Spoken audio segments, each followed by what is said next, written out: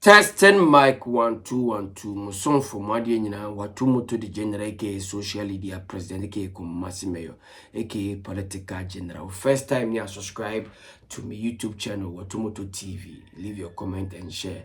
Notification bell be your notification bell. Ube mi aso kama pa. Anytime be am the video betumu no.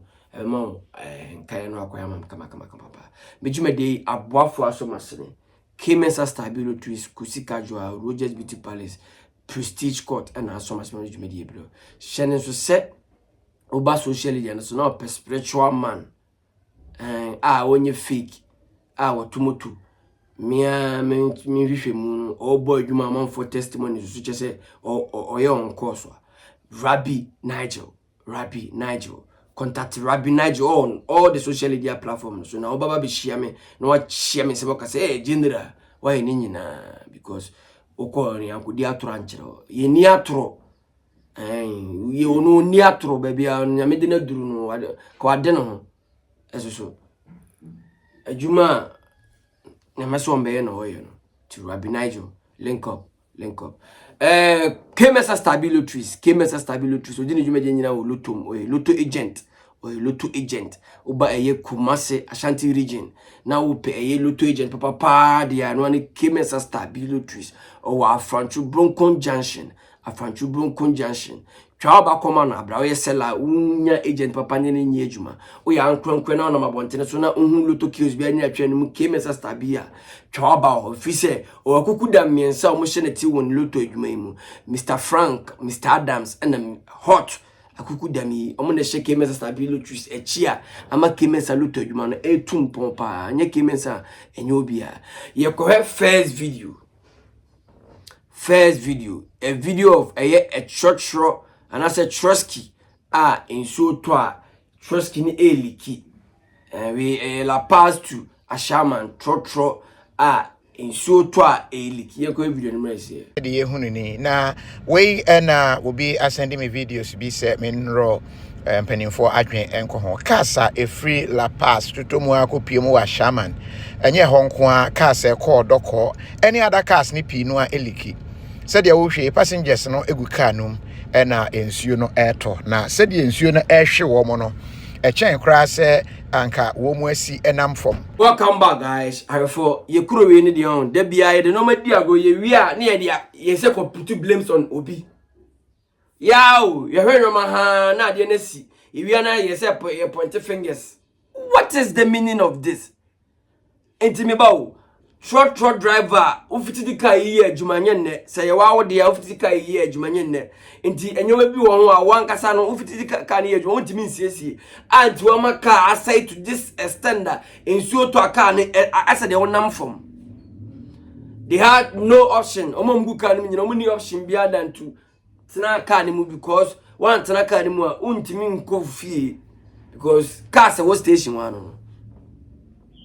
What is it what oh already nyankopon me kuro hidi ya bia metena makonya kese ma me kuro hidi me dwene ho saa ya asemo wo mo mtikai mu nyina ye hwe ha mo am so nim rainy season ya ewo mu na mo nim ba bia mote akra kuro no kura anye kuro a ye tena ho anka ejeje ni mu nsuo mu eso me de nyoma ba ya agudie saa na nsuo na to na wo ba ho koduru na ni ma bia na nsuo na yire fa na so fam no akofam na kana nsuo na tweka no ko because already kan mo edu dada nsuo no nyunu ku kan ni.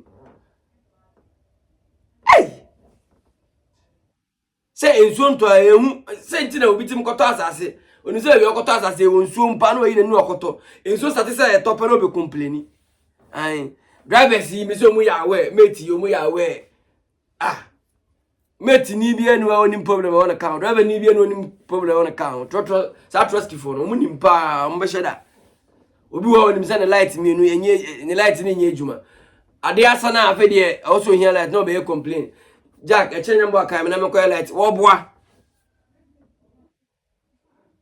Yet the number by a good years are not crana nine. I feel an I be serious. They are used to it. I'm not say. I'm not telling you they are used to it. No more than enough. But Yan is also. On your mind, papa. Obi dim was some say, man, all support them and I say, man. Wow, ni misa wakano, oh problems, oh leakages. Why don't you go and fix it? Adi audi ejuma e mouse kawu.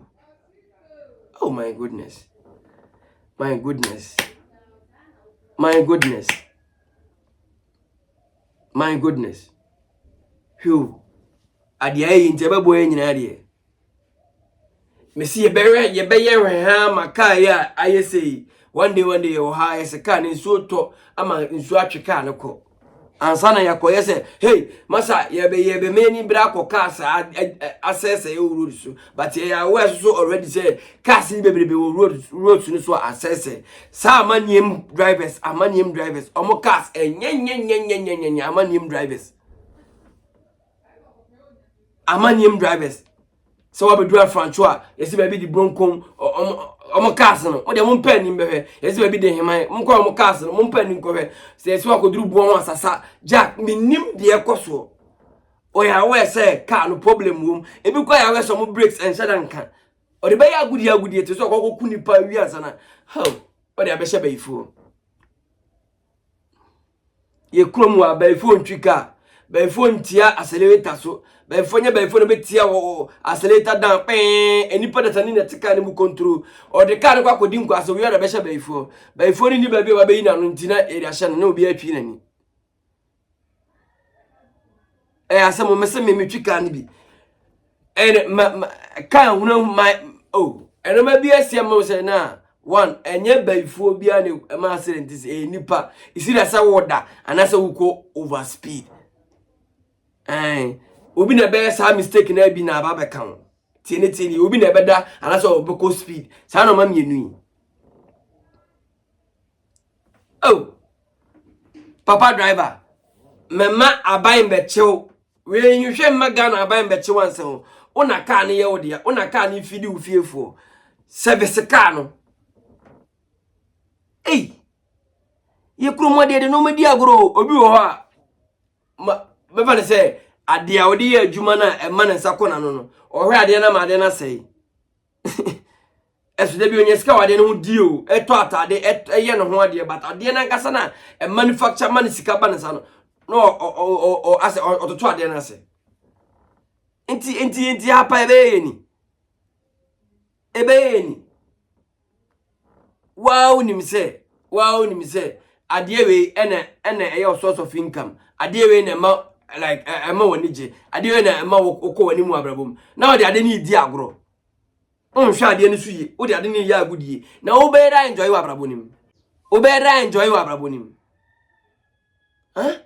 ja ye nya agudie ye mfa no ma nya agudie sa da bi unim say ade na wo ye no papa driver unim say ade wo ye nyansa bi anim obetwen na asemasi ansana ye hu say oh bro Ghana police mbechi wansa ho say wa unim say o ka nye wa fa manfo ye maame mo ye nua maanum ye papa nom ye nua mema nom guka ni mu na enso ni to na wasama enso ni ebu omo no papa driver no meti nyansa be ne wom uyo bi papa me yanka so anim sa oya wo ese wo ka no wo problem wo ka nim why don't you fix it ka wo ye adwuma me ka se kwa bia da hwa o ma school on maka ni feel good net mama wo so feel good ana wo yi kana jeje mu na senior man pacho me bo o be da enjoy passengers so times ya mon kasa anye se won to ka ni bidantina o ka bia na wo tenam kasa o ya passenger ya sakam unto bi bat ya asem obi di ne ka bi so na ka no enhyen kura memfo manipa no se ne ka ni enhyen kura aba ko sesa no amu chente je enso 20 ka bia na ko tenam dwene won kwa ho enso enkun mo enso to ana mo pentama free bebe amo no se bebe awo na enso ni nyiri ma won kwa dia be safe tene ho enso ne ti opeka papa tene ma ba ofie enye rushing ko tene ka fota we ka fota se enso ne beto almost 2 hours and enso ne beto be 5 hours na odi traffic so tu meduru fie no ne de na asie asembeni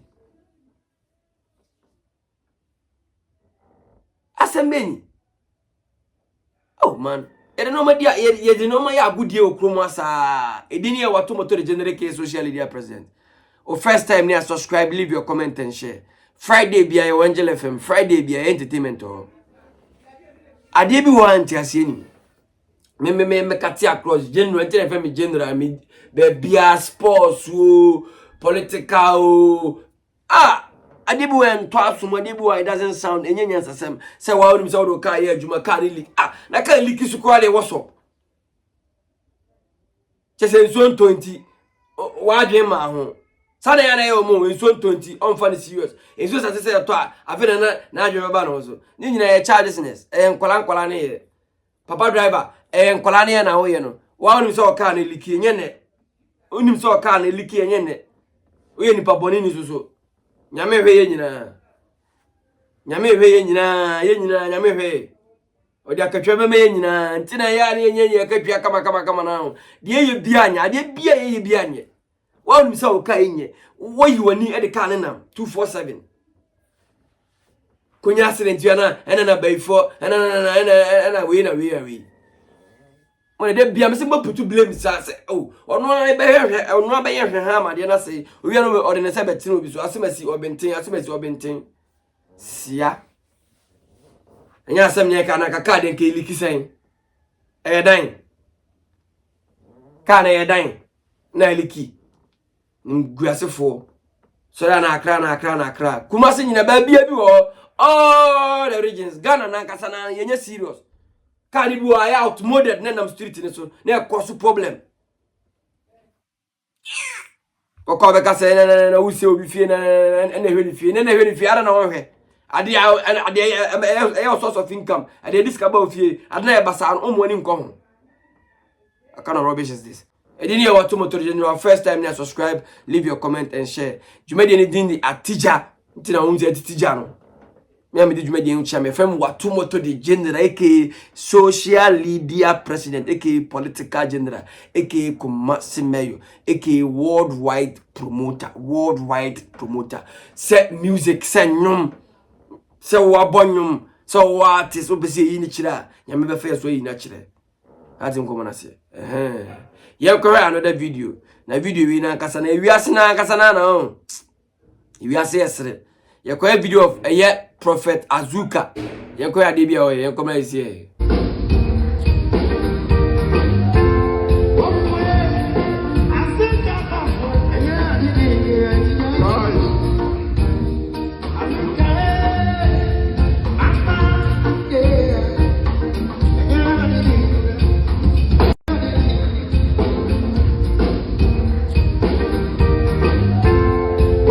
Welcome back, guys. Oko here video of Azuka lelele.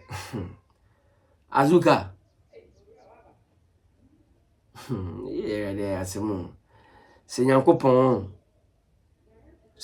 na se udi ni bedi like ubedi no fewa. Anade ni be ya gudi a etoje wa o. Ahana yaba no. Ye bia ya ni benya so akatwia. De oye no na obenya so akatwia ntina mpanfo se unkodua kwadu na unkotwa bode de ye no ebenya so akatwia fe don't be deceived by anybody de oye no enho akatwia na obenya tise oye ni yi a obenya ho akatwia wanye ni yi a obenya ho akatwia ade anti ugina o se ya so few na kwa kase si abeka se nwom na de ni wiase nwom ni asoro nwom but also wa saw them. One can say wo club, one can say wo bia ba also wo so there also wo church. Inti church dey na wo church. Mini wonyina beto ha ye ne afia beduru ha no. E dey na wo church. Ye kwa aso dem se ye kwa dey ho. Ye kwa aso dem enwom be ne bo ho adi mu nti ne kwa aso dem. Ye nya agudi a ye di no ho adi mu nti ne kwa aso dem ti ye kwa aso dem we don't go there and play. Azuka, what you saw them na wudi agro. You are playing in the church. And obian kanchero. We ojina oil singer no. I'm not there to condemn his job. We otis a live band singer. Or 2 years set to wedding to 20. Obetima to nyumbia best or 2 more year. But fashion team say you are dear now kwanye nyane fataye. You call yourself man of God. Man of God into akwanya ulivi etre nyame su etre nyame nipa tie yese Christ ebe nante o nante ne se we de Christ achidifo na ebenya Kristofo nti azuka wo no nante a wo nante no Adam de ufri atas fantasy so a edin be de be frɛ omo ye ochidifo no eto asum ye hwe de ye bia ye me nyansafo me ye de boani me nye perfect me kura de me de me nkan kura me de boani me ye me line bia me ye bia but the azuka ye no ye hwe ni ye yo ha ye hu nyame asofo ma be yesa de we bi ye nim dia to omo ye hu bia wie ye tie ma na wie ye mbra nsa na yakase hu yanka na azuka style be na wuye emre bi ye hu obi o no ye de wuye kura de no ye de chense ene wo se wagya ye kanyame adwene ene wo hwe reverend obofo nkyerɛkyerɛ a from old days gina so dem no yi concert bo bonse mu ho no edifa azuka de wuye ye hu bi da o ene wo se sound kan sambo fro azuka enye on the first person o ye de wo ye wo aso fie ho no ye ba ha no ato ye se ye kwa aso fie a ye kofa no me ni nhira nti de one o band boys ne o set ne ye wo aso fie onyina no e nhira na mu wi a de me fa akọ unse onioma bi kura bi unim se wo kwa aso re but after aso re se onoma kura ye basa ukoko di nsemu no aso fie no me ni nhira no nti se okwa asofie na asofie ni mfiri nyankopon anase wo de okwa asofie na se okodi mmosam asofie wa okwa in the name of nyankopon na kodi nsemu wo ha hunu se nyankopon betia ho yemu de ye bia yi because okwa konfo na umfasika ne nkoma motia umfasika ne nkoma bosom na disika ne chairman nsema na se wo de makonfo na konfo de to bosom so a etaso se okwa asofie no disika kwa koto offering bom asofo ne be yi adi nti se okwa asori in the name of osofo etojewa ba se wo kwa asori say in the name of nyankopon no akwa nyankopon apede na wabesena kwa ewo nyankopon di ma nyankopon ni behira tieni mo bi andada o don't be deceived by anybody maso for no manya hwe enye nyame na control ma manya hwe nti se wo kwa asori na kwa asori wo osofo di ma mu se besine unhyenhyena bi amaye unhwe so sofo ne woda nso ne woda sa de sofo ne ye bi ono ye because ono ye nipa enfo so won ho ntina sofo didi a sofo so toilet no sofo ye nipa sofo wa atenka e o mo oti fili so ono obi nkoda sofo nye nyame nti nkwa asore in the name of sofo no ono ayese wa kwa asore in the name of nyankopon de o ye bia ye o nyankopon dim na obenya hu nhira nti azuka de o ye no se o ye o dimu a ehu nhira beba se o ye o nyame dimu ehu nhira beba nyam na mbekọ ma nyankopon o mo dada they are doing it ya hwe ma monye de moye no ya hwe ma monye de moye because ya hu bi o ma be ya ara em de o ma sesa o mo kasa bofu ne se hu se we no mo asem nti ene ye hu so bi ya ye be tata na kopem so bi jaye ade na ye ti yankase ye krom aso yentimi ntie ye krom kura yentimi hwe TV jese yentimi hwe obana sofu wetia anya sofu we neto abo na konfo wetia nya konfo neto abo na mala wetia concert TV ne so adane mo asem TV na ose ke provide news ama nipa edetani nipa wana the TV na da no bosom nti onkofu bo kura so many months omun so TV so many years omun so TV because okoso TV na nkwasa Samsung na woso azuka jade wo ye no jade wote wo ye sa mefa na shrine wo wanya de wo ye na de so na mefa na abosumfie because de wo ye ho no nkyere nyame fie de azuka wo ye ho sa ba bia wo na wo fre ho se church no e wo ye shrine nkyere se wo nyame fie de wo ye ho no nkyere se wo nyame fie da be kwa na azuka wo mahu se wo gina wo popeta o preach ka nyame adwene da ende mo fa bi mbeto da se munu so na mo de toto azuka kache do handle page ni say e on fa o preaching beto me heavy do handle azuka page on fa azuka time azuka jina papita o kanya me do preach me e beto bi ni heavy when say da bia o de azuka jina wa sabi na fuden na o san ne no hwinim o ma video sa azuka jina papita o kanya me adwene video azuka jina pulpit or preaching the word of God or kanya me ade kire the church members ye hwebi adey azuka, you guys are playing too much. Much so feel na mu di agro na obi an kan kire mu de bia meka say Christian council, what are you guys doing? Enti azuka mo church na church maji atum criteria be na mo de fa akromo asofofo arawo pa because ye won kofu bi wo mo ye nyame adwuma no utim se wote eche na what is we they are fooling Jimmy son mano susumi na so man aseme na waka ndi ewu obi ye nyame adwuma ntie hu obi ye nyame adwuma ntie hu se we de nyame adwuma no ye ene ewu obi di agro so ewu so we odi agro chese asofo ne de toli nko ye ko ba akubi ye ko ba akubi ye ko bless here. I am the bulldozer himself. That's right. The prophetic bulldozer. Can I go deeper? Go deeper, Papa. Can I help this lady? Help this young lady. I see the realm of the spirit. Who's it, Papa? 16th of May 2020. Cuts. Your father died. Who's it? That is what the Lord is showing me. Who's it, Papa? Your father died 16th May 2020. Talk to me. Talk to me. My father is not dead. My father is currently in Kumasi, very strong and healthy.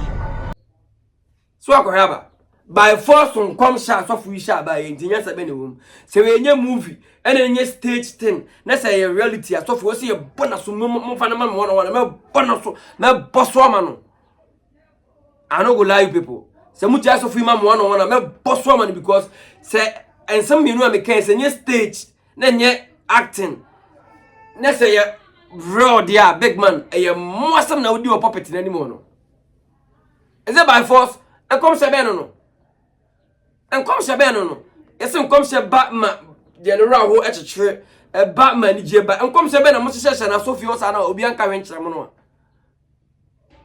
What kind of prophecy is this? Who show be come was enya no who intim me say yon kofo bebre ba o meti aso dem intimidation na mo jeje come se bitumu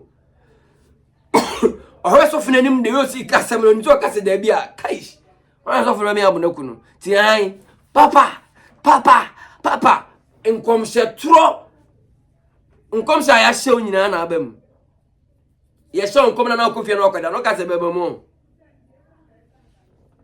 ya hye nkom se obetu kwan oba abeda na nyem bia okwa akra obete bible verse na atana so dia kwa akra na nko ya djuma nko peska ade no you call yourself man of God and mutu kroma na mutu futrogu ni pani me say what almost ate brofo kakra kan kwa da na bobo asafo no almost ate brofo kakra kan da na bobo no mu ku omo omu hwi omo nko ade boni be na nipa boni be na nipa nti nipa twa nipa abesa wa asa no boni be na nipa nti nipa twa nipa abesa no ade ya ho ye twa ho abe enim se de ye ni kuro bie ni mbatene ye papa so fudo nu se de wo ye ni kuro bie ni mbato be ye masa emere bi ba o ye nyina etimi nwane o ye emere bi ba ye nyina etimi nwane je na o se agitum ai edini ya watu motor general ke social media president eke kumasime ke political general